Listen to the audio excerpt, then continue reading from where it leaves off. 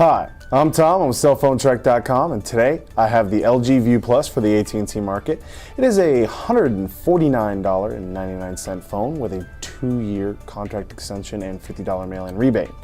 So, get that out of the way. It is also a touchscreen phone with a full slide-out QWERTY keyboard, but it is not a smartphone, so let's get that out of the way. So, with this basic review, I'll show you some of the different features that we have on the phone that we liked, and also some of the things I didn't like. So let's get into it. The LG View Plus, we'll just go over some of the physical features real quick. 3-inch capacitive touchscreen. All right, you get a plus for that. Accept call, end call, back button, clear button, all the same thing. Physical hard keys are not haptic feedback. No 3.5 millimeter headset jack. You're sharing your music and your charging port, which is a micro USB charging port right in here. And if you have nails, it's much easier to get in here than if you don't. Just like so.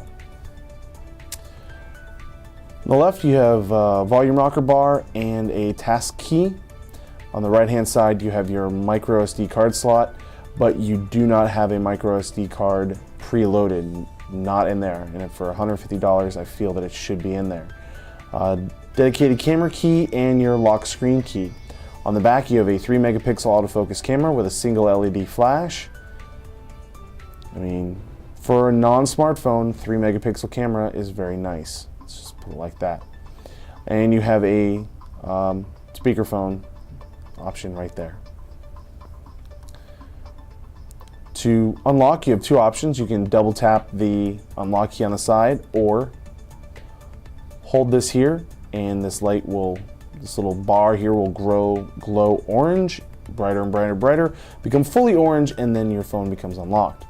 Now you have 3 home screens. You have shortcut, widgets, and contacts. Contacts, very easy to figure out. Edit key down here. X's mean delete, plus down here means add. Select a contact to add, hit add, processed, completed, now he's in.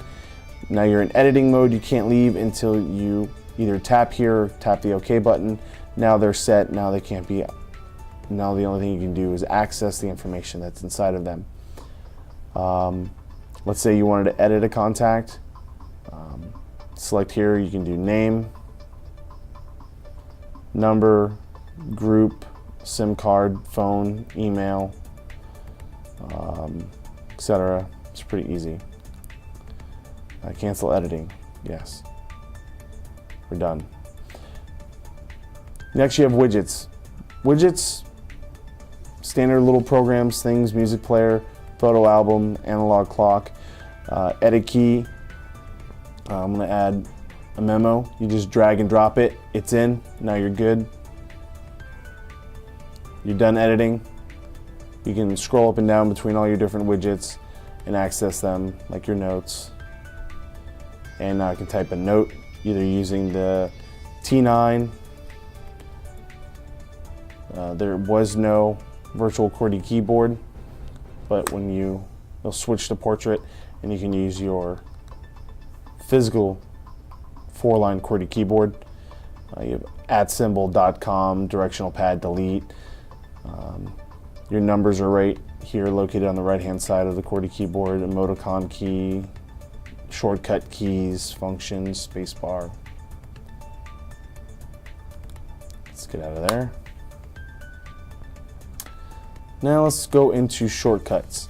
Now before we explain shortcuts, I'll explain to you what this little bar here, which followed us between all 3 menus, is. This is your dialer. This is all your contacts again. This is your shortcut for text messaging. And this is your menu. We'll come back to that. As your shortcuts, which you can edit, you can only have 9 at a time. You can delete them and add different ones. We'll get rid of, oh, you have aim. We'll get rid of aim. You can't aim via, you can IM via aim, Yahoo Messenger, and another one, which we'll find out later. Now let's say I want to add one. Recent calls. Recent calls is added. And now we're done editing, and now they're all there. But one of the few things I did like about this phone is a quad band phone. I can use this phone over in Europe, South America, Central America, Asia. It runs on the systems that exist in other countries, as it is a GSM phone, and allows an AT&T has given this phone the ability to use the different bandwidths that they have over there, so you can operate in over 220 countries and download data in 190 of them. Now you have something that's called Flow TV. It's powered by Flow TV, but it's AT&T mobile TV. It runs off digital television signals. As you can tell, King of the Hill was just ending. Bones is coming up next, it says. And it's pretty decent quality. You know, for a small 3-inch screen, digital television, you know, it's pretty nice. Now, we'll tap this. Now, you have a nice, you know, you have NBC, ESPN, CBS, ABC. You know, you have a nice layout of what's going on. Comedy Central, you can go, you know, hours in advance to see what's going to be happening. And there you go. Some of it lines up with when they're supposed to come on, but sometimes it's just a few of their popular shows just repeated over and over again. I see South Park, Daily Show, Colbert Report, South Park, and Comedy Central, and that's the only thing that I see being repeated. Next thing, another nice little feature that I liked was sound quality. So here you go. So it's very good sound quality. If you're indoors, sometimes you'll lose the digital signal, but we'll get out of there. Continuing on, go into your menu. Menu is pretty nice. You have dialer, address book, you know, some things you've already seen. AT&T GPS, you can see that before. Your multimedia, here's your, you know, mobile TV. Mobile TV will cost you $9.99 extra added onto your plan, plus tax, etc. Blah blah blah. Federal fees, you know, everything, firstborn child, etc. There's a little bit of a haptic feedback to the screen itself.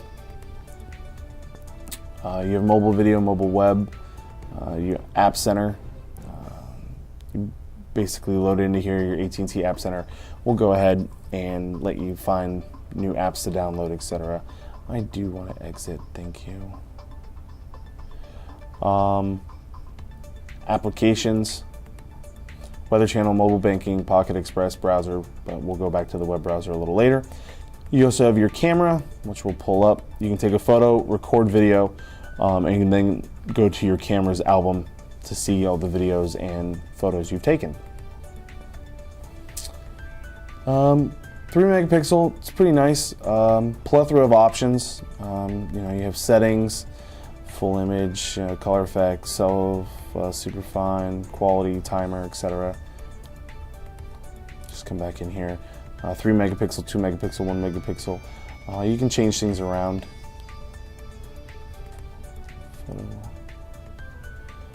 You can switch between camera and video quite easily by pushing this button right here. Affect the brightness, mood, is it night, is it a sport, etc. So a lot of different options to help you try to get the best shot possible. So you can take video with this phone and you can take pictures. So let's remember that.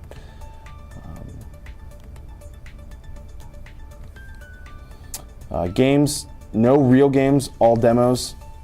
Fail in my opinion, but you know, what can you do? They gotta make money, well they gotta make more money. Somehow, you know. The SocialNet audio, pictures, video, in My Stuff, Alarm Clock, File Manager, more. There's nothing else in more. Just help you locate through files and saved browser information. And you go into settings, your touch, your display. Display would obviously be a good way to help your themes, your backlight, timer, brightness, You can shop for wallpapers if you're into that. Bluetooth, sound quality, etc. Now let's go back to this applications browser. Browser was the only thing I was really disappointed with this phone. Since it is not a smartphone, 3-megapixel camera, adequate. Just plain and simple. It's a 3-inch capacitive touchscreen.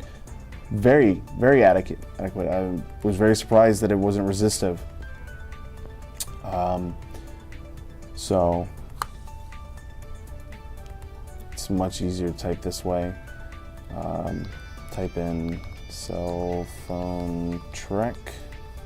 Okay, search.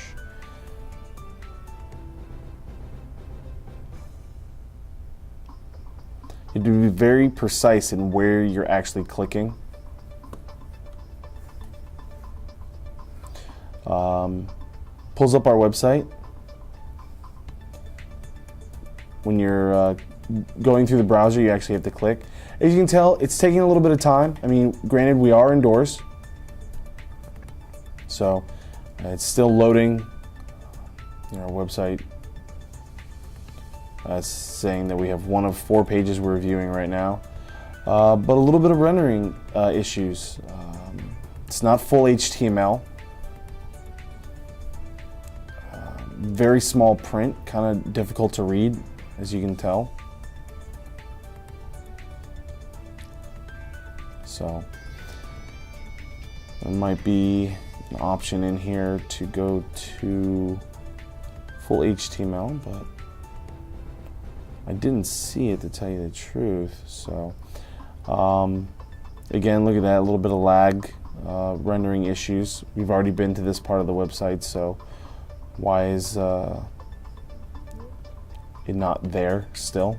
Shouldn't be that hard, but still. Overall, you can still browse websites fairly easily. And that's about all she has to offer. I'll show you what, yes, I want to exit the browser. I will show you what type of message, what it's like to type with the keyboard. We'll do turn T9 on, has T9. This is a test. So fairly simple to type. Haptic feedback wasn't quite 100% on when I actually hit the key. Go into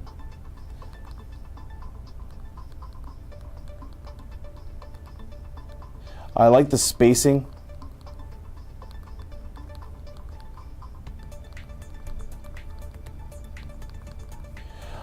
This is an easier test, don't you agree? So, like the layout, feels spaced very differently. A little loud when you start to get some, when you start getting some speed and comfortability with the actual keyboard. Not rubber, they are hard plastic. So, eventually, you will maybe notice if you text a lot and you don't take care of your phone, some of the letters might start to fade. I don't know, we'll have to see what happens in the future, what we hear from in the field.